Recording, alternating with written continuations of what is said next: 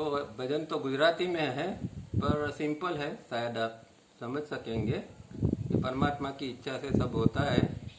इस तरह इस भजन का सार है और अच्छा है भजन।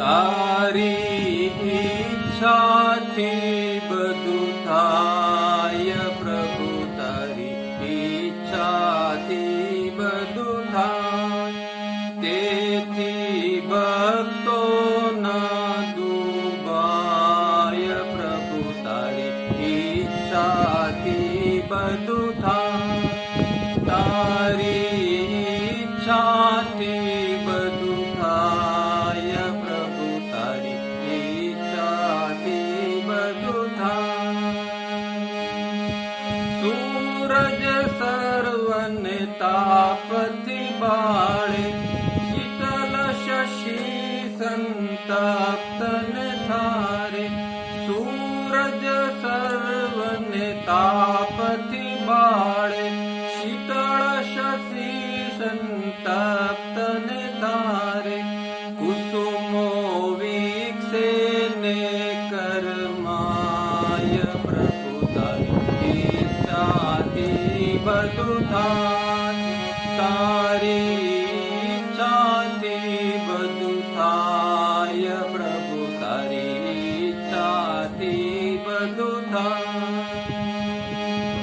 મિત્ર મિત્રને પ્રેમથી પાળે, શત્રુ શત્રુને દ્વેષથી મારે, મિત્ર મિત્રને પ્રેમથી પાળે, શત્રુ શત્રુને દ્વેષથી મારે, દયાળુ દુઃખી નિવારે, દાય પ્રભુ, તારી ઈચ્છાથી બધું થાય, તારી ઈચ્છાથી બધું થાય પ્રભુ, તારી ઈચ્છાથી બધું થાય. સજ્જનમાં સદગુણો ભરાયા, દુર્જનમાં દુર્ગુણો દટાયા, સજ્જનમાં સદગુણો ભરાયા, દુર્જનમાં દુર્ગુણો દટાયા, કોઈ રંગ દિશે કોઈ રાય પ્રભુ, તારી ઈચ્છાથી બધું થાય.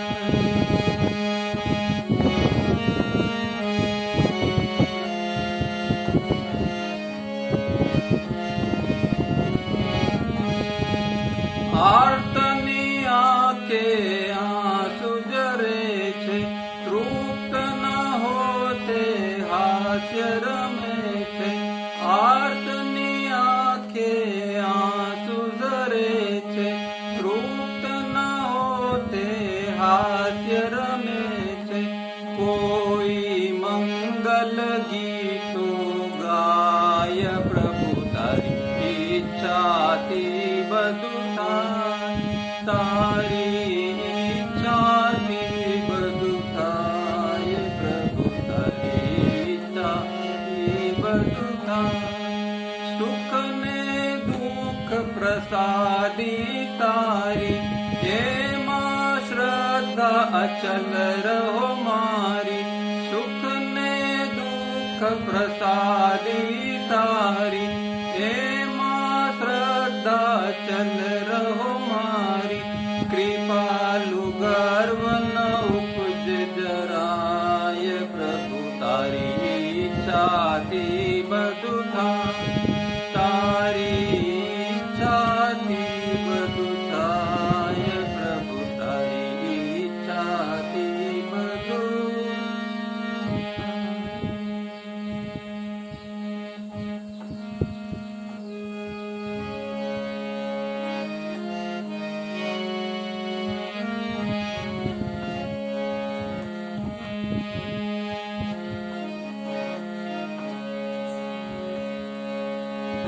दुनिया रंग रंगीली बाबा, दुनिया रंग रंगीली, दुनिया रंग रंगीली बाबा, दुनिया रंग रंगीली।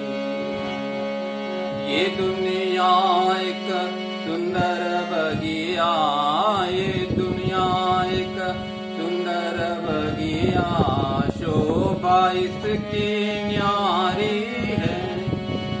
हर डाली पर जादू छाया, हर डाली मतवाली है।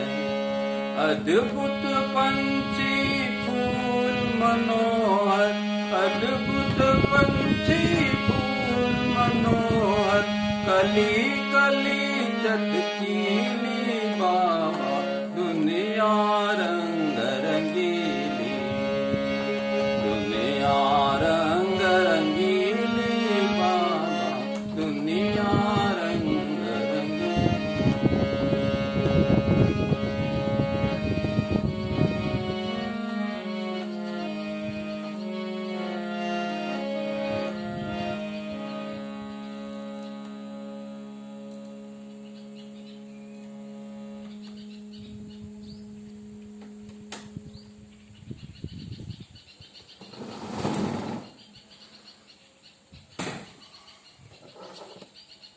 चलिए तो अभी लेसन करते हैं, हमारे पुराने धंधे पर आ जाते हैं।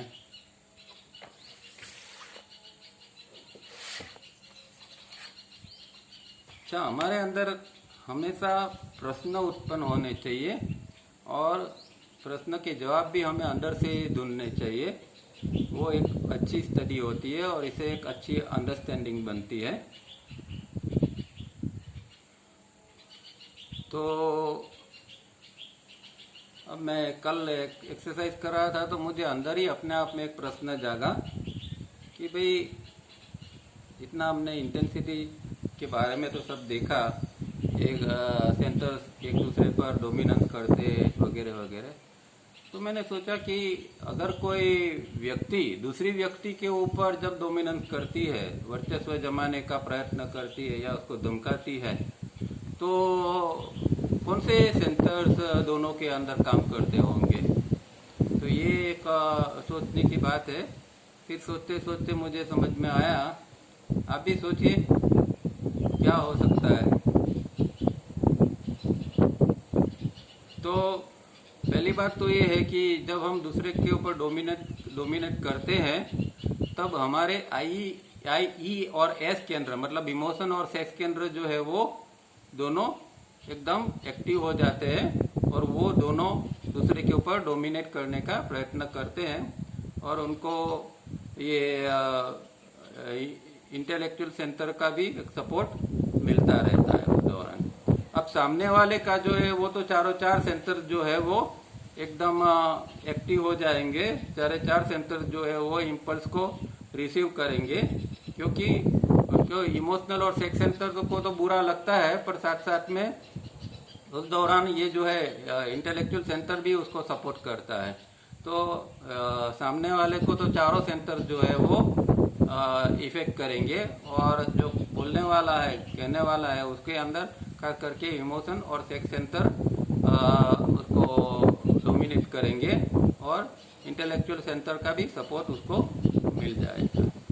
तो इस तरह हमेशा हमारे अंदर प्रश्न उत्पन्न होने चाहिए, वो एक जरूरी है ताकि एक अंडरस्टैंडिंग हमारी बढ़ती जाए। अब आज जैसे बताया था इस तरह आज क्वेश्चन आंसर लेते हैं, क्योंकि इसके अंदर भी बहुत सारी चीज़ें, बहुत सारा राज छुपा हुआ है। खास करके अभी हम जब तीसरा क्वेश्चन लेंगे तो आप भी कंफ्यूज हो जाएंगे वे हकीकत में करना क्या है उसके अंदर, वो जो कहा गया है या ये कह रहे हैं ये। तो इसीलिए ये क्वेश्चन आंसर पढ़ना जरूरी है। तो इनर डिसिप्लिन में पेज नंबर 154 हम पढ़ते हैं। पहला क्वेश्चन है, what is resultant intensity in terms of yoga. तो योग की दृष्टिकोण से इंटेंसिटी, रिजल्टेंट इंटेंसिटी क्या है वो पूछ रहे हैं। अब नॉर्मल कोर्स में हमने जो इंटेंसिटी, रिजल्टेंट इंटेंसिटी सब कुछ समझा है वो योग के टर्म्स के अंदर नहीं समझा है, पर वो जो तावरिया जी ने एक पूरा साइंस जो डेवलप किया है इंटेंसिटी का, चारों केंद्र के अंदर कौन सी इंटेंसिटी होनी चाहिए, कौन सा रेशियो होने चाहिए, उस दृष्टि से हम अभी तक समझ रहे थे। और ये जो चैप्टर हम पढ़ रहे थे उसके अंदर भी वही आता था कि भाई रिजल्टेंट इंटेंसिटी कैसे बनती है। तो कि जैसे कि भाई प्लस माइनस होता रहता है, एक सेंटर के अंदर कुछ इंटेंसिटी बनी, जैसे कि सेक्स सेंटर के अंदर -6000 बना और इंटेलेक्चुअल सेंटर के अंदर +2000 बना, तो वो -6000 में से +2000 कम हो जाएंगे तो -4000 रह जाएंगी। और फिर इसमें डोमिनेंस है तो फिर और ये हो जाएगा। इस तरह ये जो है वो इस तरह का रिजल्टेंट इंटेंसिटी को हमने समझने का प्रयत्न किया था। अब योग के टर्म्स के अंदर इसको क्या है वो हम समझने का यहाँ प्रयत्न करते हैं। तो जवाब देते हैं। जवाब में कोटेशंस है, मेरे ख्याल से ये हठयोग प्रदीपी का कोटेशंस लगता है। The kundalini is sleeping above the kanda, dispensing liberation to yogis and bondage to fools, he who knows her knows yoga. तो ये एक बहुत अच्छा कोटेशन और बहुत फेमस है। में क्या कहते हैं कि कुंडलिनी का स्थान बताया है कि कंद, कंद मतलब जो हमारा मूलाधार चक्र है वहाँ एक कंद है, ऐसा हमारा योग शास्त्र कहता है, एस्ट्रल के अंदर। तो यहाँ एक कंद है मूलाधार चक्र के आगे, और वहाँ कुंडलिनी कुंडल लगा के 3.5 आटा में 3.5 राउंड के अंदर वो कुंडल लगा के सोई हुई है। और वही जो है वो योगी को मुक्ति देते हैं और मूर्ख लोगों को बंधन देती है।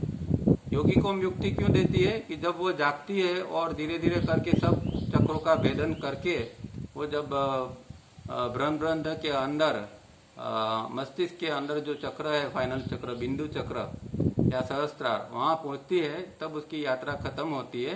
तो वहां फिर इसको योगी को लिबरेशन मिलता है। पर मूर्ख लोग है जो जिसके अंदर ये कुंडलिनी सोई हुई है, जो जगाते ही नहीं है, उनके लिए ये बंधन कारक है। तो हम सामान्य जीव है जिसकी अभी कुंडलिनी जागी नहीं है, तो वो सब हम बंधन में है, क्योंकि उसको जगाना ही पड़ता है। और जगाने के बाद ही वो यात्रा जब होती है तो वो योग की यात्रा होती है।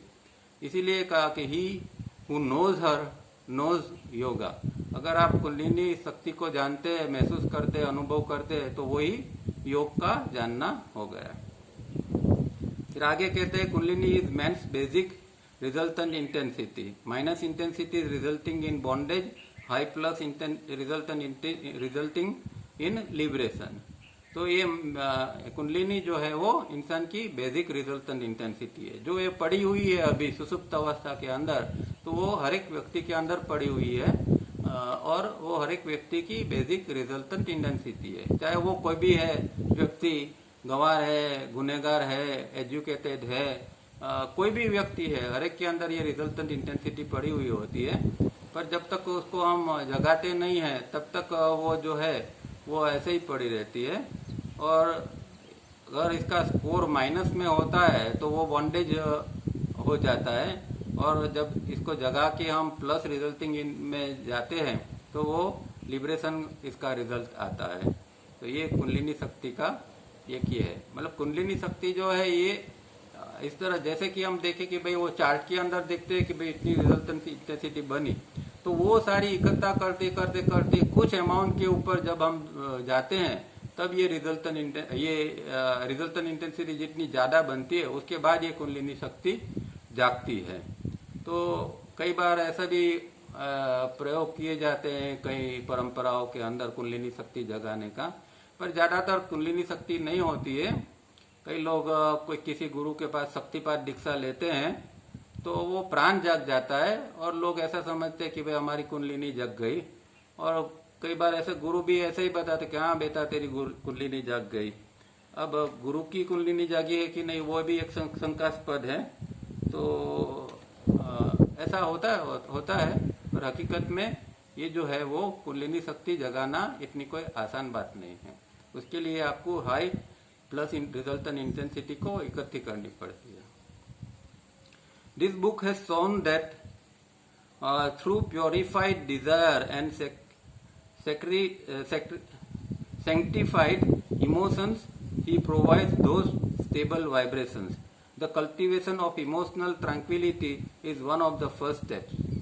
तो एक जो ये उसका ये बताते हैं कि भाई जब हमारी इच्छा शुद्ध होती है, मतलब अभी वर्ल्डली इच्छा हमारी खत्म हो रही है, आध्यात्मिक इच्छा ही बनी रहती है, और हमारे जो इमोशंस है वो भी सेंक्टिफाइड है, अभी पवित्र हो गए हैं। तो ऐसे पवित्र अंदर भावना है हमारे अंदर, और शुद्ध विचार जब बनते हैं, शुद्ध इच्छा बनती है, तब ये एक स्टेबल वाइब्रेशंस हमें अंदर मिलने लगते हैं।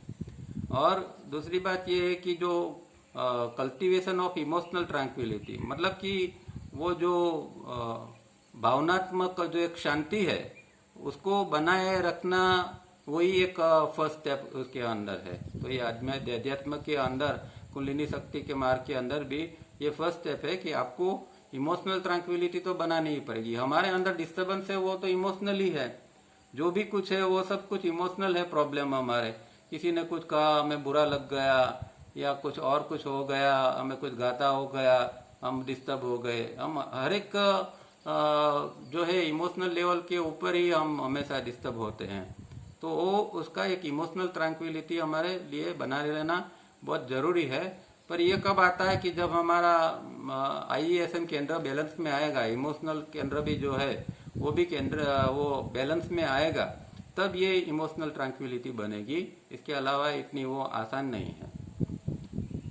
Further, when the body is purified and its energies rightly directed, Parmeshwari passing up the Susumna Nadi, and when rhythm is achieved by the three-step rhythmic breathing, then a radiant life is seen.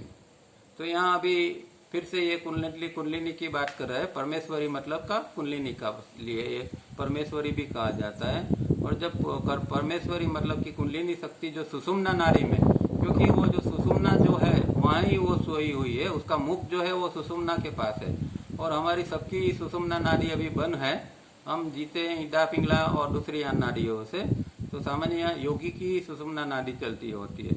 आगे भी ये description में बताएंगे कि सुषुम्ना नाड़ी कब जागती कार्यरत होती है।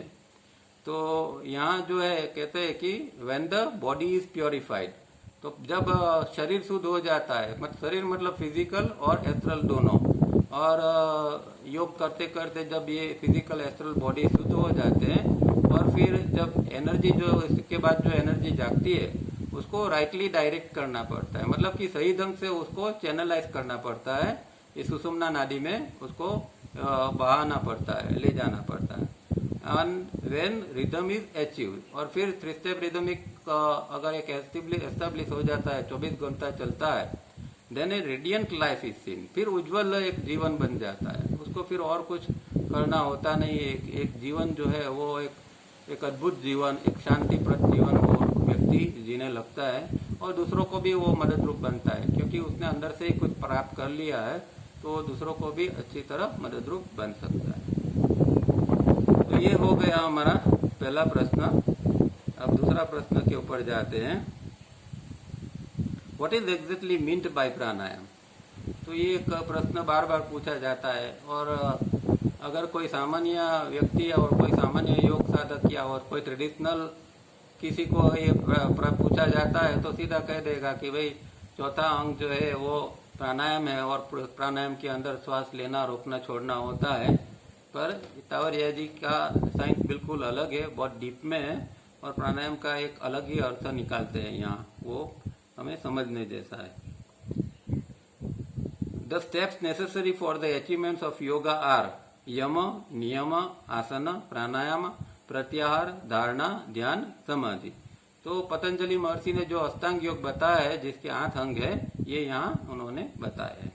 The first 4 and not only the 4th step is pranayama proper. अब यहाँ से गड़बड़ चालू हो जाती है। सब लोग आपको बोलेंगे भाई चौथा अंग है वही प्राणायाम है, चौथा अंग करो, श्वास लो, रोको, छोड़ो, और फिर भिन्न भिन्न प्रकार के प्राणायाम बताएंगे। कहते हैं 84 प्रकार के प्राणायाम है। तो ये जो है वो ब्रीदिंग का जो एक ये है साइंस है, उससे थोड़ा बहुत उससे लेना देना है प्राणायाम का, पर वो कंप्लीट वो सच नहीं है कि प्राणायाम। इसीलिए उसने कहा कि first four and not only the fourth step, मतलब कि पहले चारों चार जो है वो प्राणायाम के ही अंग है, अकेला चौथा अंग ही प्राणायाम नहीं है। मतलब यम नियम आसन प्राणायाम सब कुछ मिला के प्राणायाम बनता है। यहाँ उनका ये कहना है। ये एकदम यूनिक बात है, कभी आज तक आपने कभी ये बात पढ़ी नहीं होगी। Breath alone has very little to do with it, though the art of breathing is one of the means of bringing under control the prana, that is energy or nerve impulse. तो ये कहते हैं कि breathing जो है, श्वास की जो लेती देती है, उससे तो उसे बहुत कम लेना देना है, क्योंकि आर्ट ऑफ ब्रीदिंग जो है वो तो एक साधन है कि जिसके के द्वारा हम प्राण के ऊपर कंट्रोल प्राप्त कर सकते हैं। और प्राण के मतलब कि यहाँ एक प्राण मतलब एनर्जी बताया है, और फिजिकल लेवल पर नर्व इम्पल्सिस जो ज्ञान तंतु होते हैं उसकी जो इम्पल्स है, स्पंदन होते हैं, उसको यहाँ प्राण के रूप में बताया है। It can well be called the art of control over nerve impulses, for the real object of pranayama is to control the nerve impulses and nerve centres.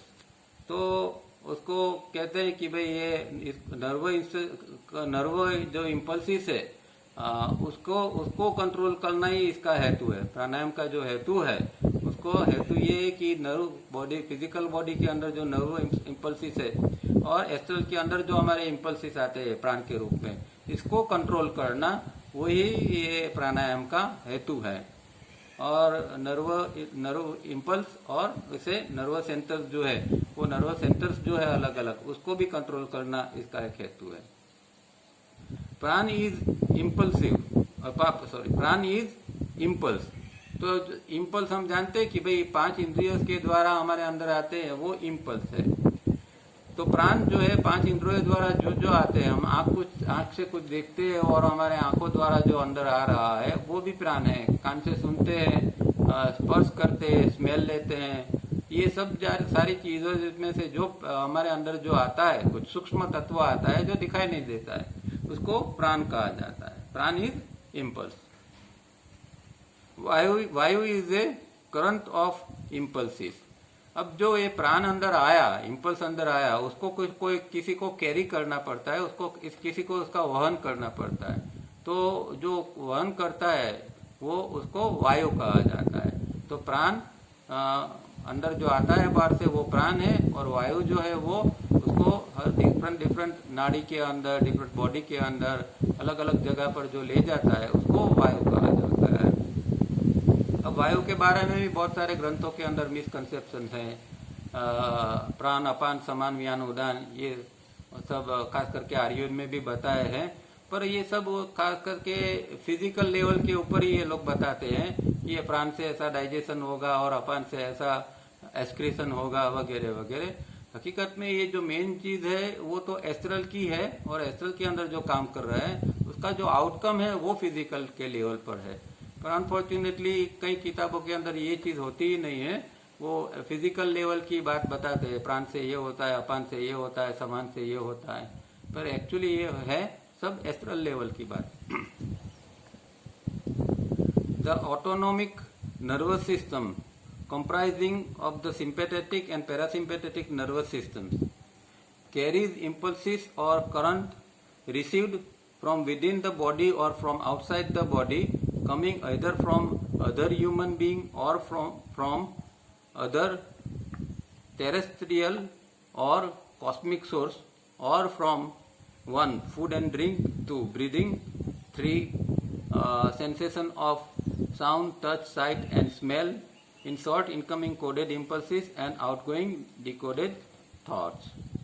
तो ये पूरा पैराग्राफ है वो कंटिन्यू इसमें ये है बात कही गई है। और बात यही है इसमें, इसके अंदर पहली बात तो ये है कि जो हमारे अंदर फिजिकल लेवल के अंदर जो हमारे जो ऑटोनोमस जो नर्वस सिस्टम है, और उसके अंदर 2 चीज बनी होती है, सिंपैथेटिक और पैरासिम्पैथेटिक नर्वस सिस्टम।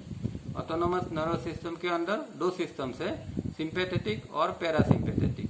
सिंपैथेटिक मतलब कि जो बढ़ाता है वो सिंपैथेटिक है, और पैरासिम्पेथेटिक है जो जिसको कंट्रोल करता है वो पैरासिम्पेथिक। इस तरह की दो सिस्टम्स हमारे बॉडी के अंदर काम करती है। अब साइंस कहता है कि दोनों काम कर रही है, पर योगा कहता है कि पैरासिम्पेथेटिक नर्वस सिस्टम बहुत इंपॉर्टेंट है, और वो जो अप टू मार्क काम करनी चाहिए वो नहीं कर रही है, और योगा द्वारा पैरासिम्पेथेटिक नर्वस सिस्टम के ऊपर ही काबू लाना जरूर है। क्योंकि कुंडलिनी का कुछ कंसर्न इसके साथ भी है। कुंडलिनी चाहे एस्ट्रल के अंदर वो गमन कर रही हो, पर वो जो इफेक्ट क्रिएट करती है वो यहाँ सिंपैथेटिक और पैरासिम्पेथेटिक के ऊपर, इसीलिए ये नर्वस सिस्टम को इन्होंने यहाँ इसमें इन्वॉल्व किया हुआ है। तो हमारे अंदर जो ये सिंपैथेटिक और पैरासिम्पेथेटिक नर्वस सिस्टम है, वो जो हमारे अंदर इम्पल्सिस आते हैं उसको वो कैरी करती है, वो आगे ले जाती है। और वो इम्पल्सिस अलग अलग रूप से आते हैं, चाहे वो बाहर से 5 इंद्रियों से आते हैं या फिर हमारा बॉडी के अंदर से भी आते हैं। बॉडी के अंदर की जो क्रिया प्रक्रिया चलती रहती है उसमें से भी इम्पल्स बनते हैं, और वो तो हम आगे के चैप्टर में देख चुके थे पहले।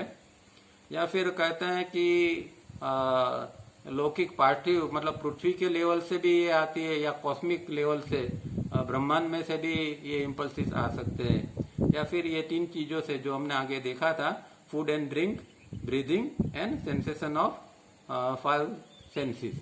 तो ये 5 इंद्रिय द्वारा श्वसन द्वारा श्वास लेते छोड़ते तब भी इम्पल्सिस अंदर आते रहते हैं, और हम जो खाना खाते पीते हैं उसके द्वारा भी हमारे अंदर इम्पल्सिस आते रहते हैं, और वो सब जाते रजिस्ट्रेशन एरिया के अंदर, और वहाँ फिर डिकोड होके थॉट बन के वो निकल जाते हैं। इसके अंदर ये उसको फिजिकल लेवल के ऊपर ये जो कामगिरी करता है वो सिंपैथेटिक और पैरासिम्पेथिक नर्वस सिस्टम है।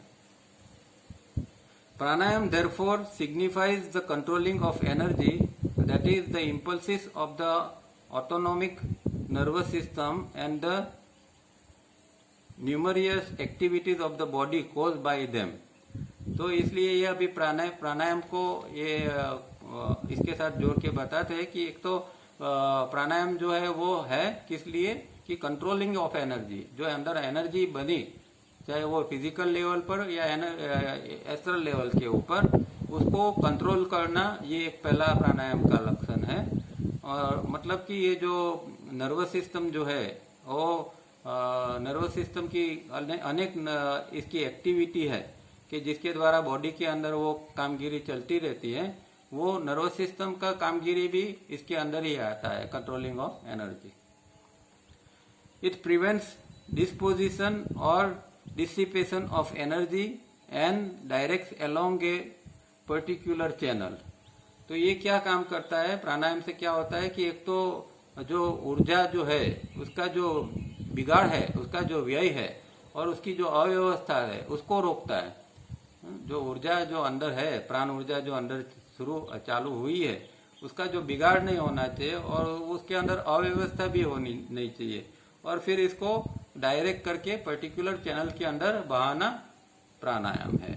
अब आप समझिए कि खाली श्वास से नाक से श्वास लेना छोड़ना वो प्राणायाम नहीं है, पर पर्टिकुलर चैनल से। और चैनल्स कितनी है, तो जो नाड़ियां हैं वो सब चैनल्स है। योग शास्त्र तो कहते हैं कि 72,000 नाड़ियां हैं, पर फिर भी यहाँ आगे तावड़िया जी एक प्रश्नोत्तरी में बताते हैं 10 नाड़ी का। तो 10 नाड़ी क्या है वो अभी आगे हम देखेंगे। तो 10 नाड़ी जो प्रमुख 10 नाड़ी है वो सब चैनल है, और पर्टिकुलर चैनल के अंदर जब योगी को इच्छा होती है कि नहीं अभी मुझे ये नाड़ी चलाना है, जैसे कि ईड़ा नाड़ी, अभी योगी को लगता है कि मुझे इस समय ईड़ा नाड़ी को चलाना है या पिंगला को चलाना है और या कोई और नाड़ी को चलाना है, तो वो अंदर से अपने आप में वो उसको डायरेक्ट करते हैं, वो प्राण को डायरेक्ट करते हैं कि भाई अभी तुझे ईड़ा नाड़ी के अंदर बहना है। तो वो ऐसा करते हैं कि ताकि वो ईड़ा नाड़ी में अपने आप में बहने लगे। ये हमसे नहीं होता है, हम तो ज्यादा से ज्यादा नाक से नाड़ियों को कंट्रोल कर सकते हैं, जैसे कि हम कॉटन का प्रयोग करते हैं तो वो हम ईदा या पिंगला को बंद कर सकते हैं या चालू कर सकते हैं, ये सब आर्टिफिशियल हम कर सकते हैं। पर योगी को ऐसी जरूरत नहीं है, क्योंकि उसका एस्ट्रल बॉडी इतना तैयार हो गया है कि वो खाली इच्छा करने से उसके अंदर वो नाड़ी के अंदर प्राण बहने लगता है। वो इच्छा करता है कि अभी मेरी ईदा के अंदर प्राण बहना चाहिए तो ईदा में बहने लगता है, और जब वो इच्छा करता है पिंगला या दूसरी नाड़ियों का, तो उसमें भी बहने लगता है। और या सुषुम्ना के अंदर उसको बहाना है तो वो सुषुम्ना में भी बहा सकते हैं। ये इम्पोर्टेंट बात है प्राणायाम का। एक ही शब्द अगर पकड़ना है तो ये कह सकते हैं कि टू डायरेक्ट द प्राण, मतलब प्राण को एक डायरेक्शन देना, वो प्राणायाम है। श्वास का लेना छोड़ना वो तो बहुत एक सामान्य बात है उसके अंदर। It means in other words controlling of impulses received and directing of energy thus received. तो ये बात है कि भाई दूसरे शब्दों में कहते हैं कि जो इम्पल्सिस रिसीव्ड होते हैं, अंदर जो प्राण आता है उसको कंट्रोल करना और डायरेक्टिंग एनर्जी थस रिसीव्ड, और जो वो अंदर जो एनर्जी आई है उसको डायरेक्ट करना, एक तो रिसीव करना और फिर डायरेक्ट करना कंट्रोल करके, ये प्राणायाम के लक्षण है। ये बहुत रेयर आप ये पढ़ पाएंगे या समझ पाएंगे कि ऐसा भी कुछ प्राणायाम में होता है, और रियल प्राणायाम ये है। योग का सही माने में प्राणायाम ये है। The autonomic nervous system has two sets of fibres, affirmative and affirmative. That is, the first stops expiration and produces inspiration, and the second does the reverse. तो अभी ऑटोनोमिक में जो ये नर्वस सिस्टम है उसके जो फाइबर्स होते हैं, जो रेसे होते हैं, उसके दो प्रकार है, एफेरन और इफेरन। एफेरन मतलब जो अंदर जो आता है उसको एफेरन कहते हैं, और जो बाहर जाता है उसको इफेरन कहते हैं। तो वो दूसरी तरह क्या है, तो जो वो इंस्पिरेशन का जो काम करते हैं वो एफेरेंट है, और एक्सपीरेशन का काम करते हैं वो इफेरेंट है। तो हमारा श्वास का लेना छोड़ना, उसके अंदर हमेशा हमारा जो लंग्स है वो फूलते सिकुड़ते हैं। तो ये जो दो नर्व जो फाइबर्स है उसकी वजह से ये एक्टिविटी होती रहती है। This fibres are excited to action by the alternative collapse and distension of the air vesicles of the lungs where the vagus terminations are situated. अब ये जो लंग्स के जो हमारे अंदर जो लंग्स है और उसके अंदर एयर सेल्स बहुत सारे होते हैं, और जब हमारी हवा अंदर जाती है तो वो फूलते हैं, और जब हवा बाहर निकल जाती है तो वो सिकुड़ जाते हैं। तो ये जो है वो इंस्पिरेशन और एक्सपिरेशन का जो है वो काम ये फाइबर की वजह से होता है। और ये फाइबर्स उस दौरान एक्साइटेड टू एक्शन, काम करने के लिए वो एक्साइट हो जाते हैं, सक्रिय हो जाते हैं।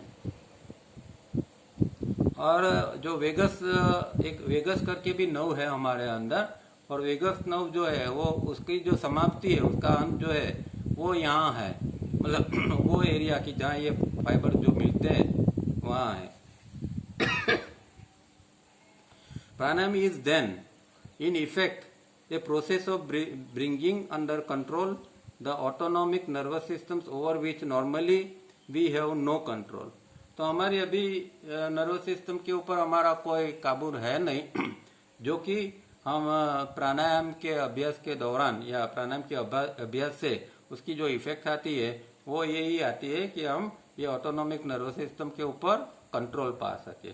तो ये प्राणायाम का एक हेतु है, ज्ञान तंतु। क्योंकि इसका कारण क्या है कि जब जैसा देखा ना कि हमने हाई प्लस इंटेंसिटी, तो जब बहुत सारी एनर्जी इकट्ठा होती है तो उसका दबाव नर्व के ऊपर पड़ता है। और अगर आपकी नर्व तैयार नहीं है, आपने इतना योग किया नहीं है, तो क्या होगा, ये नर्व इसको झेल नहीं पाएगी, नर्व टूट जाएगी, तो आदमी का मृत्यु भी हो सकती है, वो पागल भी हो सकता है। इसीलिए ये हठयोग का अभ्यास कराना पड़ता है। पहले से किसी के अंदर शक्ति का जागृत नहीं किया जाता। हठयोग का अभ्यास करते करते, आसन प्राणायाम वगैरह करते करते उसकी नर्वस सिस्टम बरोबर तैयार हो जाती है। उसके बाद में जब शक्ति का जागरण होता है तो वो झेल सकती है, नहीं तो आदमी ये नर्वस सिस्टम फेल हो जाती है। इसीलिए ये सब करना पड़ता है।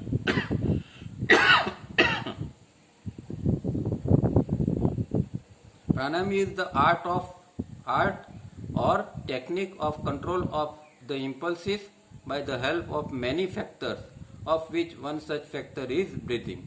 तो प्राणायाम क्या है कि ये इम्पल्स का कंट्रोल करना वो प्राणायाम है, और उसके अंदर बहुत सारी चीज़ों की हेल्प लेनी पड़ती है, और ये जो है ब्रीदिंग, ये वन ऑफ देम, ये उसके अंदर का एक ये चीज़ है कि जिसके इसका भी एक उपयोग होता है कि ब्रीदिंग जो है वो भी एक प्राणायाम के लिए उपयोगी है, पर बाकी बहुत सारे दूसरे भी फैक्टर्स है। तो ये एक डिफ़िकल्ट क्वेश्चन था, और हमें समझने के लिए भी काफ़ी डिफ़िकल्ट है कि भाई ये प्राणायाम ऐसा भी हो सकता है क्या। अब तीसरा प्रश्न लेते हैं।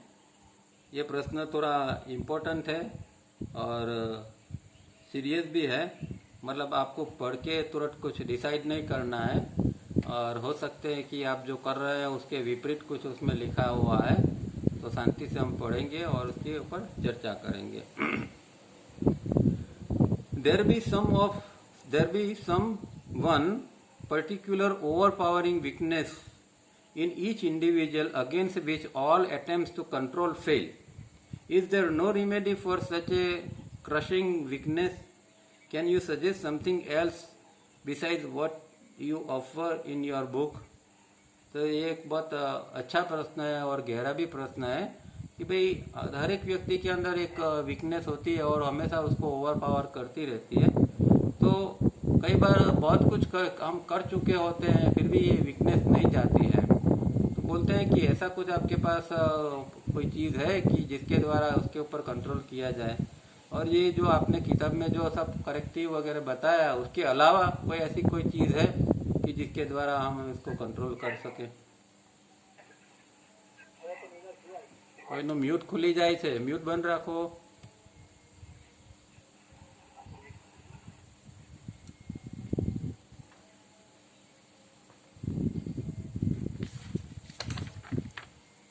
Answer 3.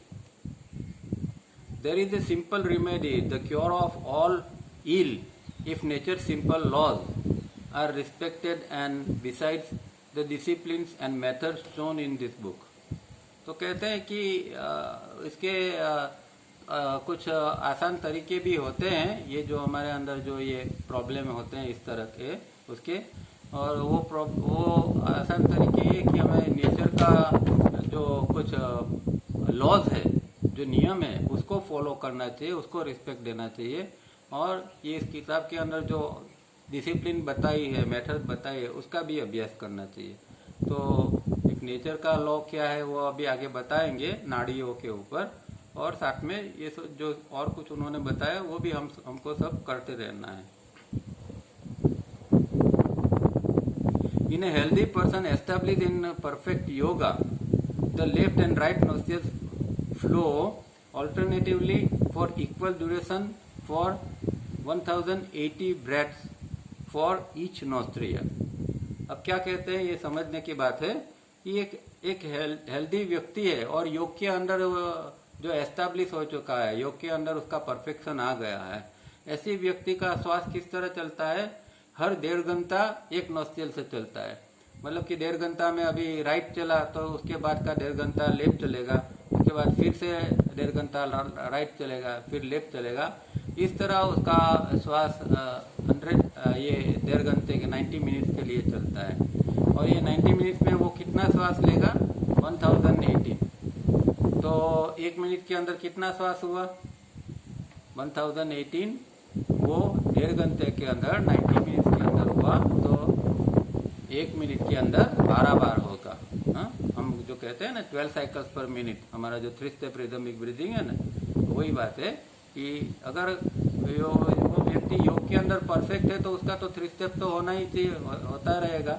तो फिर वो व्यक्ति के अंदर 3 स्टेप 1.5 घंटा चलता है तो 1080 उसका श्वास भी हो जाएगा। अब दूसरे व्यक्ति, in a healthy person not establish in yoga. अब पहला जो पर्सन था वो healthy person establish in yoga, अब दूसरा जो है वो अभी योग में एस्टैब्लिश नहीं हुआ है, हेल्दी तो है। It alternates every 1700 to 1800 breaths. That is, it is equal, but the number of breaths being more than in the above case. अब दूसरी व्यक्ति है कि जिसके अंदर ये योगा एस्टेब्लिश नहीं है, तो उसका ये 90 मिनट के अंदर, ये 90 मिनट तो सेम ही है उसके अंदर भी, तो 90 मिनट में कितना श्वास चलता है? 1700 श्वास चलता है, 1700 से 1800। उसका मतलब क्या हुआ? पर मिनट कितना होगा? 19 से 20 होगा। ये पर मिनट जो 12 साइकिल जो होनी चाहिए, उसके बदले में ये जो सामान्य एक व्यक्ति है जिसका अंदर योग अभी चालू नहीं हुआ है, वो व्यक्ति के अंदर ये जो है 19 से 20 श्वास पर मिनट चलता रहता है, और उसका टाइमिंग जो है 90 minutes. The rhythmic and balance formula of the centers, as we have seen in part 1 of this book, is 5:1 for the 4 centers: intellectual, emotional, sex and moving of mind 1 and brain, और section 1। तो ये हम पहले से देखते आए हैं, ये 5:1 की फॉर्मूला है पार्ट 1 के अंदर। और दूसरी जो है फॉर्मूला 2482, वो सामान्य व्यक्ति के है, पर जिसके अंदर रिदमिक और बैलेंस जब जिसके अंदर हो गया, उसके अंदर ये 5:1 की फॉर्मूला लागू होती है। Intellectual 5, emotional 2, sex 2 and moving 1। तो ये जो सेक्शन 1 के अंदर है वो आता है। 5 मिनट के बाद एक ब्रेक आएगा, उसके बाद फिर से ज्वाइंट होंगे। तो ये सेक्शन 1 में, मतलब रजिस्ट्रेशन एरिया में है, वो हम देख चुके हैं। The right nostril stands for the intellectual centre, left for emotional, sex and moving. That is when the right nostril flows, the intellectual centre is clear, active and tense. When the left flows is dull, when left flows, it is dull, confused and or overpowered. अब ये जरा आप पढ़ोगे तो आप भी confuse हो जाओगे कि भाई हम तो दिन भर में राइट बंद करते हैं और लेफ्ट चलाते हैं, और यहाँ तो बताया कि भाई लेफ्ट चलाओगे तो आप डल होगे, कंफ्यूज होगे और ओवर पावर हो जाओगे, और जब लेफ्ट चलाओगे और आप राइट चलाओगे तो क्या होगा? आपका इंटेलेक्चुअल सेंटर जो है वो एकदम क्लियर हो जाएगा, क्लियर, एक्टिव एंड टेंस हो जाएगा। तो करना क्या है, फिर आगे इसके ऊपर बात करेंगे, अभी पहले पढ़ते हैं। About 1700 to 1800 breaths of a normal person take about 1.5 hours or 90 minutes. This means that for 90 minutes each the left and then the right and vice versa will flow. तो ये हम देख चुके हैं कि भाई इस तरह राइट में 90 मिनट तक चलता है और लेफ्ट में भी 90 मिनट चलता है, फिर से वो राइट में 90 मिनट चलता है, लेफ्ट में 90, इस तरह दिन भर में चलता रहता है। When the left flows, the emotional or sex would overpower or dominate the intellectual, and more of the emotional, sex and moving coded impulses are received and registered. कहते हैं कि जब लेफ्ट ज़्यादा चलता है तो इमोशनल और सेक्स का डोमिनेशन बढ़ता है, ओवर पावर होता है, और वो उसके उसी टाइप के इम्पल्सिस भी हमारे अंदर आते हैं और रजिस्टर होते हैं। This 90 minutes of flow is divided into 36 minutes of emotions, 36 minutes of sex and 18 minutes of moving. But there are no watertight compartments and it is not divided for first 36 minutes, second 36 minutes and 18 minutes. तो ये एक थोड़ा उन्होंने calculate किया है कि भाई emotion, sex और मूविंग 3 सेंटर्स है, तो 90 मिनट को थोड़ा डिवाइड करके ये बताते हैं कि इतना इतना आपके अंदर इम्पल्सिस इतने समय के अंदर ये आएंगे। तो इमोशनल सेंटर के अंदर और सेक्स सेंटर के अंदर 36 मिनट के इम्पल्सिस आएंगे और मूविंग के अंदर 18 के।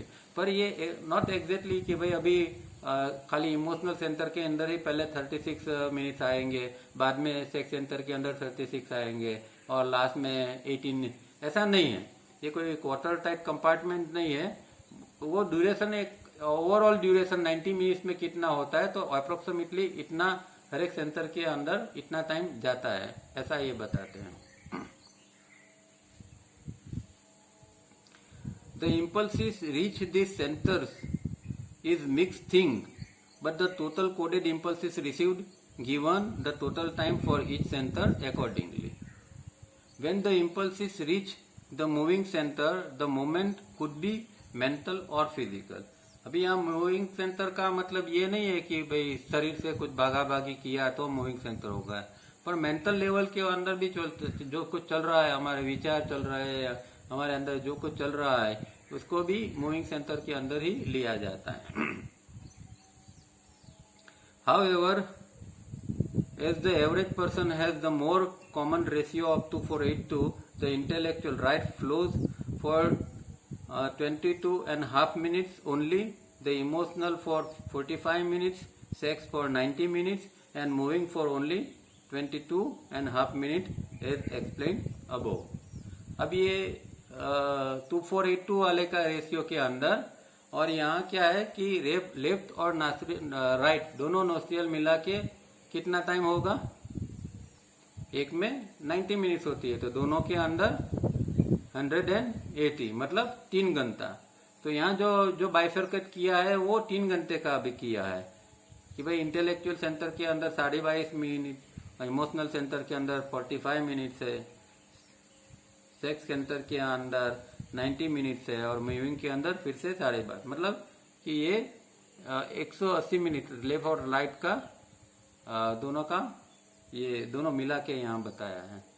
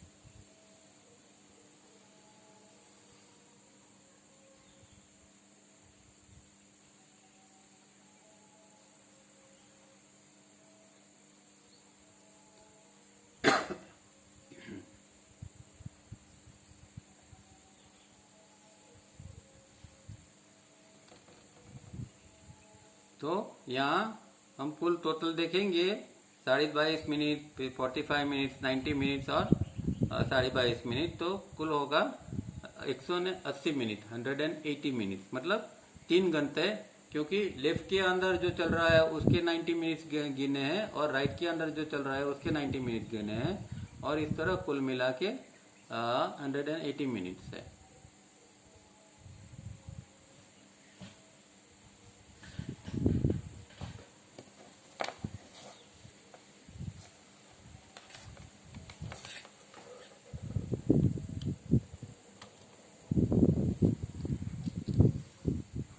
अब आगे क्या कहते हैं, this is the total flow of coded impulses to the respective centres per every 3 hour duration and for most part of the day the intellectual centre is dull, confuse and dominated. तो हमने देखा कि अभी intellectual के अंदर खाली 22.5 minute ही है और इमोशन और सेक्स के अंदर जो है वो ज्यादा है, इसीलिए इंटेलेक्चुअल सेंटर ये डल रहता है, कंफ्यूज और डोमिनेटेड रहता है. The person with 5:1 ratio will be able even when the left is flowing to keep the intellectual clear and undominated, which in case of 2482 ratio is not possible.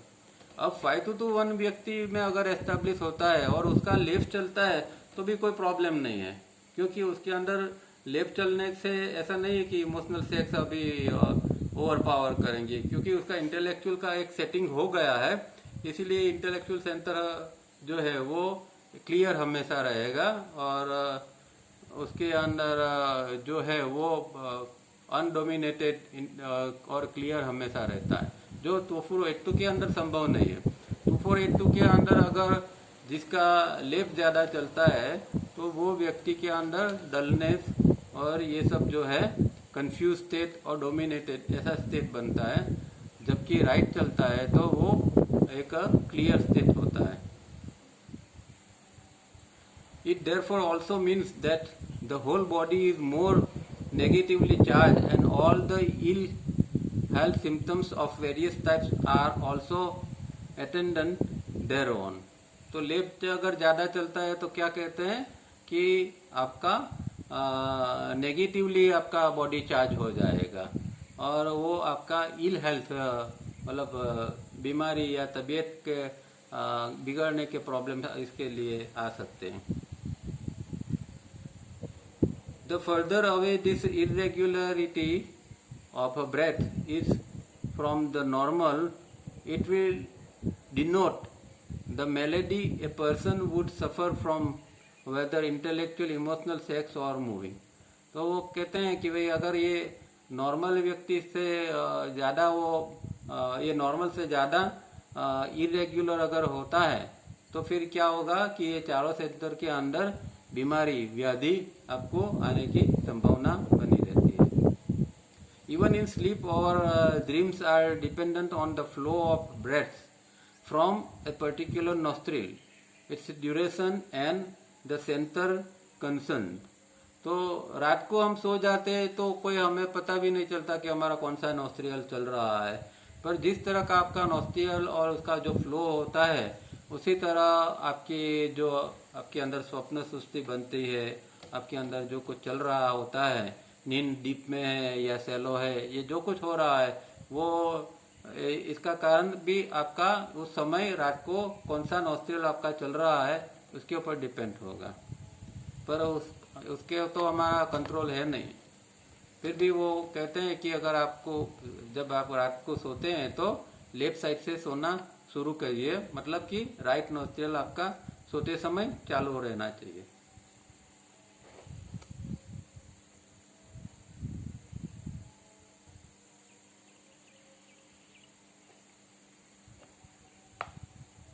Perhaps medical opinion may or may not agree, but one should accustom oneself to sleeping on the left side so that the right nostril may flow more. तो जब भी हम सोते हैं, खास करके रात को जब सोते हैं तो हमें लेफ्ट साइड से सोना शुरू करना है. तो राइट नॉस्ट्रियल चलता है तो एक दूसरा भी ये होता है कि हमारे अंदर की जो हीलिंग प्रोसेस है वो फास्ट बनती है. राइट नॉस्ट्रियल के साथ हमारा हेल्थ का भी संबंध है. तो राइट जब रात को चलती है तो ये हमारे अंदर हेल्थ अच्छी रहती है और हीलिंग प्रोसेस अंदर जो रिपेयरिंग है, मेंटेनेंस है, वो भी अच्छा रहता है. और जब आप सुबह में उठते हैं तो हमें पता नहीं होता है कौन सी साइड पर है. हम तो उठते हैं तो सीधे भी हो सकते हैं, लेफ्ट राइट कुछ भी हो सकते हैं. पर अगर आप कोई भी पोजीशन में है, आपको उठना है, उस दौरान आपका राइट चलना चाहिए. तो राइट के ऊपर आपको थोड़ी देर सोए रहना है. मतलब कि जब आप सुबह में उठते हैं उस दौरान आपका लेफ्ट चालू होना चाहिए और उसके लिए आपको राइट के ऊपर सुबह में थोड़ी देर के लिए सोए रहना है. जब लगे कि अभी लेफ्ट चल रहा है तब आपको फिर उठना है.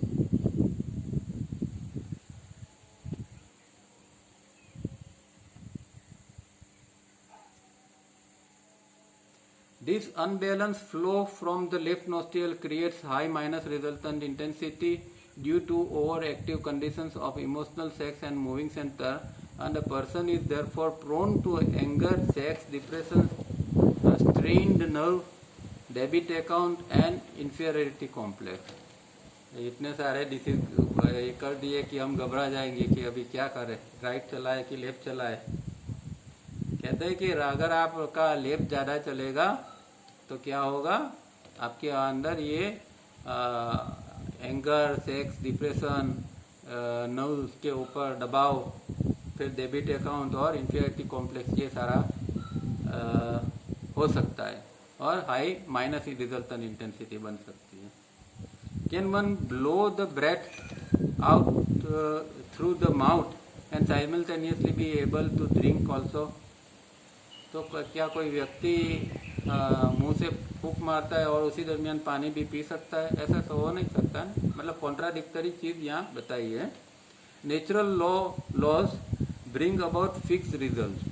तो अगर हम कुदरत के कानून का पालन करते हैं तो उसका एक फिक्स रिजल्ट हमें मिलता है.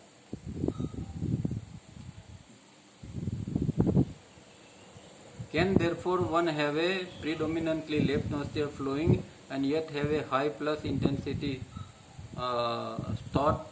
तो ये हो नहीं सकता कि आपका लेफ्ट भी चल रहा है और आपके अंदर हाई प्लस इंटेंसिटी बननी चाहिए.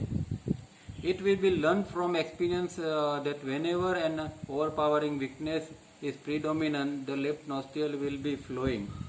Whenever a malady or disease is oppressive, the left nostril will be flowing out of proportion as explained. तो यहाँ फिर से वही बात करते हैं लेफ्ट की कि अगर लेफ्ट ज़्यादा चलेगा तो आपके अंदर आप देखोगे कि जब आपकी कोई वीकनेस प्रीडोमिनेंट होती है और आप चेक करोगे तो आपका लेफ्ट चलता होगा, ऐसा कहते हैं. और या फिर कोई डिसीज़ या कुछ और कोई व्याधि आपके अंदर आती है उस दौरान भी आपका लेफ्ट प्रोपोर्शनेटली ज़्यादा चलेगा, ऐसा आप महसूस करोगे. यहाँ ऐसा कहते हैं. What is therefore the remedy? But to wait till the rhythm of 5-2-1 is established would take a long time. अब इसकी उपाय क्या है? और 5-2-1 एस्टेब्लिश हो तब तक तो हम रुक भी नहीं सकते, क्योंकि पे ऐसा नहीं है कि भाई 5-2-1 ये होगा फिर बाद में फिर हम लेफ्ट या राइट को चलाएंगे. तो कुछ पहले से कुछ करना चाहिए ना. या फिर 3-step rhythmic breathing and corrective methods will also take their own time to be understood, mastered and then be effective. अब ऐसा भी नहीं है कि 3-step rhythmic breathing से या दूसरी चीज़ों से भी तुरंत रिजल्ट आ जाएगा और हम 5-2-1 के ऊपर पहुंच जाएंगे. वो भी टाइम लेगा. तो फिर करें क्या? ये वीकनेस जो है उसको फिर निकाले कैसे? But kind nature and God has provided for the instance always some means to be made use of. तो परमात्मा ने अपनी कृपा से कुछ ऐसे बनाया है, नियम बनाए हैं, ऐसे कुछ विधियाँ हैं, ऐसा कुछ ज्ञान है. अगर वो ज्ञान को हम अमल में लाते हैं, उसको फॉलो करते हैं, तो हम ऐसी चीज़ों से बच सकते हैं. और परमात्मा ने कुछ ऐसा बना के रखा है, छिपा के रखा है. हो सकता है हमें वो पता नहीं हो, वो अलग बात है. बाकी ये हमेशा ऐसा कुछ है तो सही, ऐसे नियम तो है. Nature suggest that V block the left nostril at first for 15 to 20 weeks between 1 p.m. to 2 p.m. local time whenever a person be on this earth, just plain sterilized cotton. अब यहाँ ये प्रयोग देते हैं कि भाई तो इसको क्या करे ये वीकनेस को ओवर पावर करने के लिए. तो वो कहते हैं कि भाई अभी तक इतना सारा बता दिया कि लेफ्ट चलने से क्या होता है, राइट चलने से क्या होता है. तो अभी ये कहते हैं कि भाई तो फिर राइट चलाओ तुम, और राइट का फिर टाइम देते हैं कि शुरुआत 15 से 20 वीक तक दोपहर को 1 से 2 के बीच में करना है. देखो ये मैं सिर्फ पढ़ रहा हूँ, मैं सजेस्ट नहीं कर रहा हूँ कि आपको ये करना है. क्यों वो बाद में बताऊंगा. ये साली हम स्टडी के लिए कर रहे हैं, ये प्रयोग हमें अभी नहीं करना है. तो ऐसा मत समझना कि ये मैं कोई प्रयोग बता रहा हूँ. ये बिल्कुल क्लियर कट होना चाहिए कि ये प्रयोग हमारे लिए अभी नहीं है. चाहे इसमें कुछ भी बताया है, लेफ्ट का क्या ये प्रॉब्लम है, राइट का क्या बेनिफिट है, कुछ भी है, वो फिर आगे बात करते हैं. तो 1 से 20 के बीच में एक प्रयोग खाली समझ लेते हैं कि जब भी कभी हम चालू करेंगे तो 15-20 वीक तक को 1 से 2 के बीच में हमें लेफ्ट को बंद कर देना है और राइट को चलाना है स्टेरिलाइज कॉटन से. When told to block the nostril, one should not feel uneasy. उसमें कोई घबराने की बात नहीं है अगर कुछ ये ब्लॉक करना हो तो. No person on earth can breathe through both the nostrils at the same time. दुनिया में ऐसा कोई व्यक्ति नहीं कि हम उसका एक साथ में दोनों ही चलते रहते हैं. ये एक कम ज़्यादा हमेशा चलता रहता है. आप भी चेक करोगे, इस संग भी आप चेक करोगे तो आपको पता चलेगा कि आपका या राइट ज़्यादा चल रहा है या लेफ्ट चल रहा है. तो हर समय व्यक्ति के अंदर दोनों साथ में चलते ही नहीं है किसी के भी. We always breathe through only one at a time. तो एक ही नाक से हमारा ज़्यादा श्वास चलता है, ज़्यादा चलता है ऐसा समझना है. ऐसा नहीं कि एक बिल्कुल बंद है और एक ही चल रहा है. दोनों चलते हैं पर एक में प्रीडोमिनेंट होता है, दूसरा पैसिव होता है. However, if this blocking with cotton is uncomfortable, the cotton plug can be replaced with the fresh one every 10 or 15 minutes during the specific time. ये तो हम सब जानते हैं. One gets used to it after a few days. बाद में आप इसका एक हैबिट हो जाएगी, फिर आप यूज टू हो जाओगे.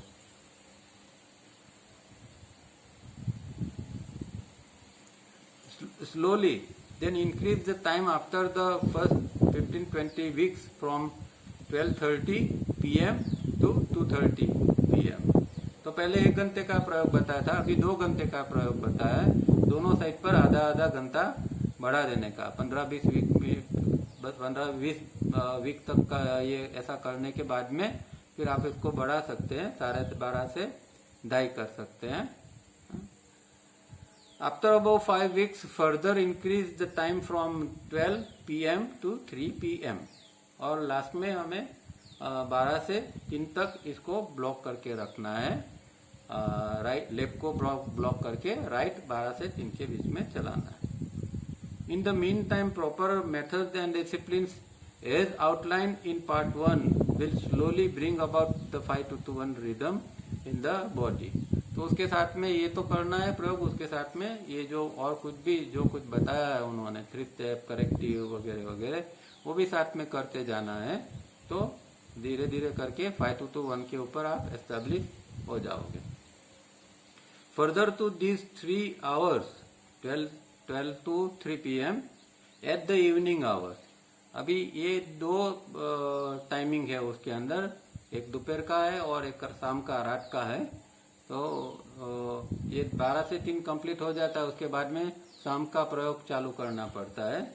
After 5 weeks block also in the evening from 8 p.m. to 9 p.m. तो शुरुआत करनी है 8 से 9 के बीच में आपका लेफ्ट नोस्ट्रियल बंद कर देना है. After 5 further weeks block 7:30 p.m. to 9:30 p.m. तो ऊपर की तरफ पहले 1 घंटा, बाद में 2 घंटा. After further 5 weeks, block from 7 to 10 p.m.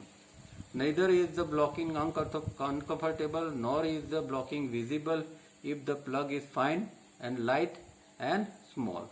तो प्लगिंग इस तरह करना है कि छोटा सा रूल है कि उसको प्लग करना है, और ये कंफर्टेबल भी अनकंफर्टेबल भी कभी भी नहीं लगना चाहिए. It is also beneficial to carry a fairly heavy book in the left armpit tightly held. तो पुराने जमाने में ये तो तावरिया जी ने कॉटन का प्रयोग किया बताया है. पुराने जमाने में तो किसी तरह ये हमारा जो आर्मपिट होता है उससे हमारी नोस्ट्रियल का क्रॉस में संबंध बनता है.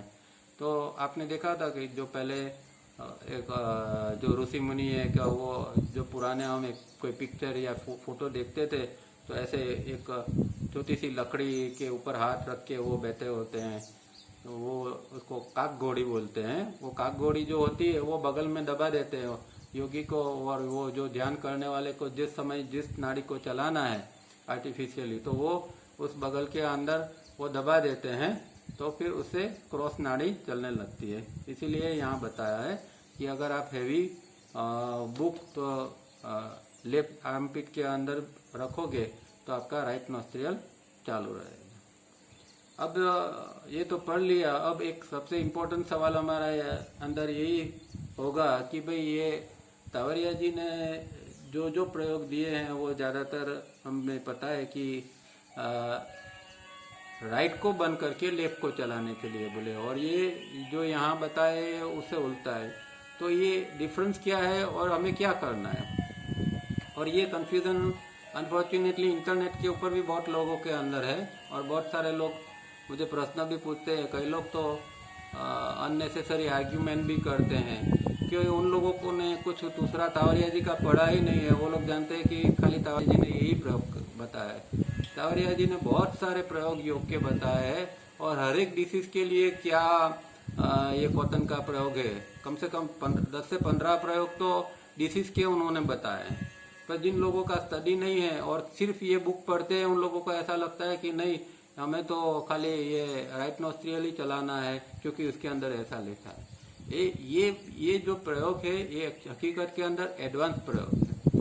हमारे अंदर जो हमारी जो साइकोलॉजी जो है, एक चीज क्या समझनी है, ये किताब के अंदर आगे भी हम समझ चुके हैं कि जो राइट नोस्ट्रियल है वो हाई वोल्टेज है और लेफ्ट नोस्ट्रियल जो है वो लो वोल्टेज है। अब हमारे अंदर जब तक वीकनेसेस पड़ी होती है और हम अब राइट को चलाएंगे तो वो उसको बढ़ावा ही देगा। मेरे अंदर गुस्सा पड़ा है, मेरे अंदर और सेक्स का प्रॉब्लम है, मेरे अंदर और कुछ जेलसी है, ये है वो है, और मैं दिन भर में अगर राइट को चलाऊंगा तो वो उसको ज्यादा से ज्यादा उसको भड़काएगा, उसको ज्यादा से ज्यादा उसको ये एक फ्लेमेबल इनफ्लेमेबल हो जाएगा। ऐसा जैसे भड़का होता है इस तरह ये हो जाता है। तो पहले जो है, इसीलिए तावरिया जी ने 1981 में जो उन्होंने डिस्कोर्सिस 1 में जो हम देखते हैं, जो पहला पेपर है, पहला पार्ट है, उसके अंदर ही प्रयोग दिया था कि 12 से 3 और 4 से 7 आपको राइट नोस्ट्रियल बंद कर देना है और लेफ्ट से चलाना है।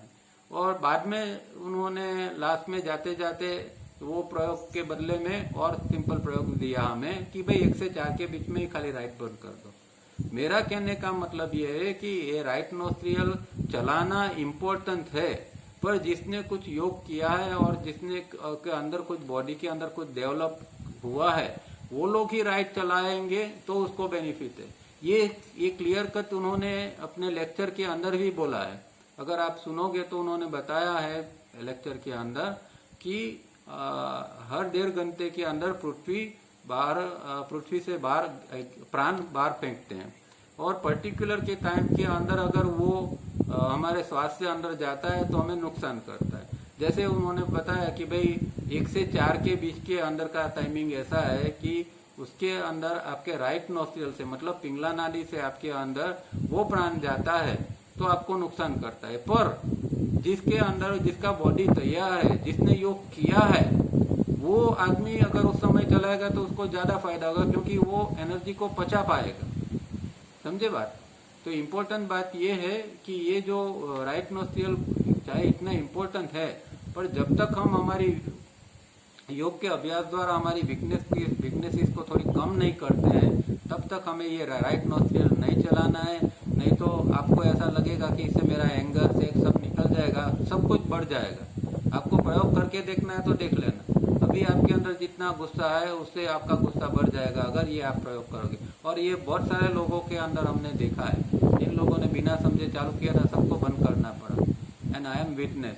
तो मुझे पता है कि ये चीज अभी करने लायक नहीं है। इसका मतलब ये नहीं है कि हम कभी भी इसको नहीं करना है, ये हमको करना है आगे जाके, पर पहले थोड़ा 3 स्टेप हमारा पक्व होना चाहिए। रिफाइनिंग फेज वगैरह हम करते हैं, थोड़ी हमारी नर्वस सिस्टम मजबूत है, हमारे अंदर कुछ एनर्जी बनती है, उसके बाद में हम ये प्रयोग करेंगे तो हमें बहुत ज्यादा फायदा मिलेगा। इसलिए प्लीज मैं कहता हूँ कि खाली ये रीड करके मत पढ़िए। खाली किताब पढ़ने से योग नहीं होता है। अनफॉर्चुनेटली लोग किताब पढ़ के आजकल योग करते हैं और इंटरनेट के ऊपर सब कुछ अवेलेबल है, खुद ब खुद सीख लेते हैं और करते हैं, न किसी को पूछते हैं न कोई चेक कराते हैं, पर ये सब डेंजर चीज है। इसीलिए मेरी खास ये रिक्वेस्ट है आप सबको भी, और जो बाद में जो इंटरनेट पर जो सुनने वाले होंगे उसको भी मेरी ये खास रिक्वेस्ट है कि ये प्रयोग अभी बिल्कुल मत करना। जो तावरिया जी ने राइट नोस्ट्रियल बंद करने के जो प्रयोग बताए वो भी अभी करो कुछ समय के लिए, बाद में ये करना है। तो यहाँ हमारा समय समाप्त होता है। फिर भी मुझे लगता है कि ये थोड़ा अभी भी किसी को क्लियर नहीं हो तो आप प्रश्न पूछ सकते हैं, हम 5-10 मिनट प्रश्न के लिए लेंगे। तो अगर आपको अभी भी क्लियर नहीं है तो प्लीज आप प्रश्न पूछिए। हेलो, जरा जोर से बोलना, आवाज कम आ रही है।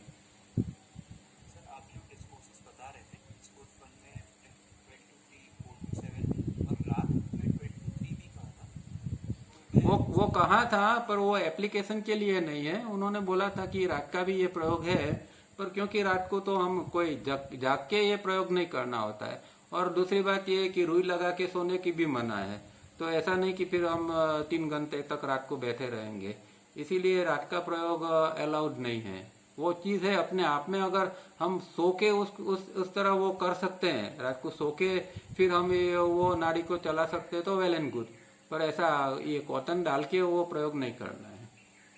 सर इसीलिए मैं राइट तरफ मुंह करके सोता हूँ, तो उससे लेफ्ट ऑन रहती है। एक हम ये कर सकते हैं। ठीक है, ठीक है, चल सकता है। सर और सर सर इसमें हमको जैसे अभी आपने कहा कि हमको पहले ये नहीं करना है, लेफ्ट नोज ब्लॉक नहीं करनी, राइट वाला ही करना है। सर ये कितना टाइम तक करना पड़ता है, मतलब कैसे इंडिकेशन मिलेगा नहीं, हमको? वो इंडिविजुअल के ऊपर। मैंने एक चीज तो बताई कि आपकी वीकनेसेस जो है वो कम होनी चाहिए। आप हर व्यक्ति को पता है कि मेरी वीकनेस क्या है और कितनी इंटेंस है, कितनी स्ट्रांग है। तो हमारे अंदर जो गुस्सा पड़ा है या सेक्स का प्रॉब्लम पड़े है या और कोई वीकनेस पड़ी है, वो हम आज की डेट में जानते हैं कि ये हमारी वीकनेस है। तो आप ये 6 बार महीना करते, कम से कम 6 बार महीना तो करना ही है, इससे ज्यादा भी करना पड़ेगा।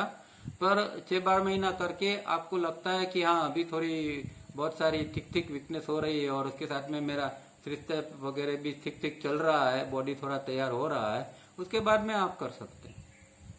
और ये इंडिविजुअल है, ये इसका कोई फिक्स टाइम नहीं है। किसी के अंदर 6 महीने भी हो सकता है, किसी के अंदर 6 साल में भी नहीं हो सकता।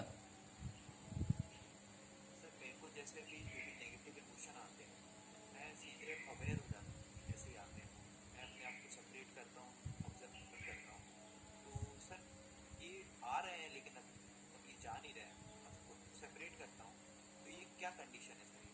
नहीं तो अभी तो आपको राइट ही बंद करना पड़ेगा, बिल्कुल। अभी जब तक ये वीकनेस आपको ओवर पावर करती है तब तक तो आपको राइट को ही बंद करना पड़ेगा। और मिनिमम 1 से 4 का प्रयोग तो करो ही करो। और ऐसा भी नहीं है कि 1 से 4 का प्रयोग भी कर लिया और ये वाला 12 से 3 और 7 से 10 वाला भी प्रयोग कर लिया, दोनों पैरेलल भी नहीं करने हैं, ये भी समझ लेना। जी सर। सर मैं अभी 23 से और 47 करता हूँ, हाँ, फॉलो करता हूँ। 23 और 47 फॉलो कर रहे हैं। हाँ, हाँ, ठीक है, वो करिए, वो भी कोई दिक्कत नहीं है, वो भी कर सकते हैं। हेलो, और किसी का आवाज घुस जाता है। अच्छा, और किसी को कोई प्रश्न है? Hello, sir Mugdha Patel. हाँ बोलिए। हेलो।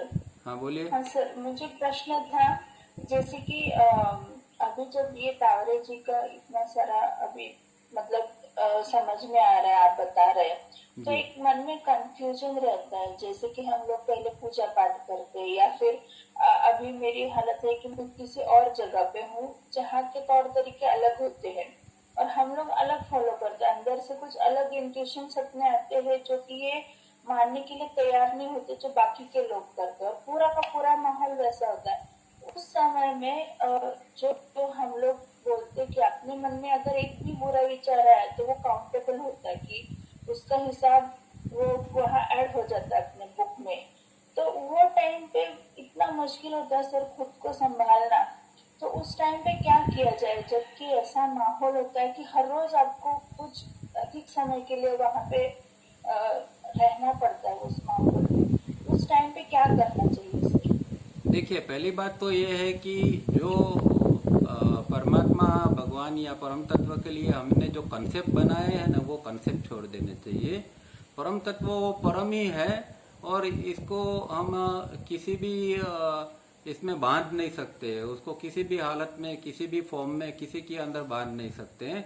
तो पहली बात तो ये कि हम पर्सनली चाहे मानते हैं, कोई मूर्ति पूजा में मानते हैं, कोई विधि विधान में क्रियाकांड में मानते हैं, तो पर अगर कहीं जाते हैं और वहाँ ऐसा पॉसिबल नहीं है तो हमें वो याद करना है कि भाई मैं शायद घर पर तो मूर्ति पूजा ये सब कर लेता हूँ या कर लेती हूँ, पर यहाँ पॉसिबल नहीं है। तो परमात्मा तो एक विराट है, उसके तो अलग अलग रूप है ना। तो कोई पर्टिकुलर परमात्मा को ही हमें भजना चाहिए, ये तो एक हमारी एक मिसअंडरस्टैंडिंग है। हमारे अंदर इतनी विशालता आनी चाहिए कि हर चीज के अंदर परमात्मा है। मैं जो जहाँ हूँ वो परमात्मा का ही जगह है, वो परमात्मा का ही स्वरूप है। दूसरे व्यक्ति के अंदर भी परमात्मा बैठा हुआ है।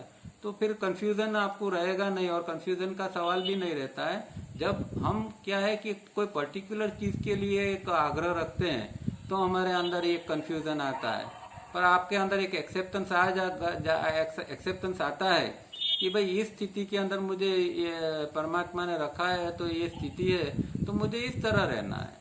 तो अगर आप वहां स्ट्रगल नहीं करोगे तो फिर कोई प्रॉब्लम ही नहीं रहेगी। और सवाल है परमात्मा का, तो उसके लिए कोई ऐसा तो जरूरी नहीं है कि कोई पर्टिकुलर रूप को भजोगे तो ही परमात्मा खुश होंगे, और दूसरे वो उसका जो कुछ स्वरूप ही नहीं है, जो शून्य है, उसको याद करोगे तो वो कोई नाराज हो जाएंगे। ऐसा तो कोई प्रश्न है नहीं। इसलिए पहले हमारे मन को क्लियर करना जरूरी है कि जो है एक तो पहली चीज एक्सेप्टेंस चाहिए, और दूसरी चीज जो है उसका जो स्वरूप है, जो कुछ है उसका हमारे अंदर एक्सेप्टेंस आना चाहिए। कोई पर्टिकुलर होना जरूरी ऐसा नहीं। ये एक चीज निकाल देंगे तो स्ट्रगल कंफ्यूजन कुछ नहीं रहेगा। Okay sir. ठीक है, और किसी को कोई प्रश्न है? सर आपने जो बोला था मेरे एक्सपीरियंस जो मुझे हुए हैं अच्छे, वो मुझे लिख के भेजने हैं, तो कहाँ पे भेजने के हैं? ये सोलीजी योग फाउंडेशन, जो रिदम में बड़ौदा का एड्रेस आता है ना, सोलीजी योग फाउंडेशन का रिदम में आता है ना, रिदम में के दिन में। हाँ जी सर। हाँ, वहाँ भेजना वहाँ पे है। ही? हाँ जी, हाँ जी, वहाँ भेजना है। ओके ओके सर, ओके, तो मैंने लिख दिया है, अभी मैं भेज दूंगी कल। ठीक है, ठीक है, ओके। Okay sir. हाँ, सर प्रणाम सर। प्रणाम प्रशांत जी, बोलिए। सर क्या बोल रहा हूँ, जब गायत्री करेंगे, गायत्री का ऊपर में प्रश्न है मेरा। हाँ बोलो। पहले तो सर गायत्री करने मुंह में बोलने से स्टेप का तो हमारा होता नहीं। जब मुंह में बोलेंगे गायत्री मंत्र जो उच्चारण करेंगे मुंह से, ये तो हमने बार बार क्लियर कर चुके हैं। जब हम बोलते अभी मैं बोल रहा हूँ तो मेरा 3 स्टेप हो सकता है क्या? तो नहीं होगा ना। तो वो हम तो गायत्री जो है वो गायत्री वो 3 स्टेप के जो वो एक जो पैटर्न है उसके अंदर गायत्री को बोलना है, दैट इज ऑल। पहले जब बोलते हैं तो गायत्री के अंदर श्वास लेने का सवाल ही नहीं आता है।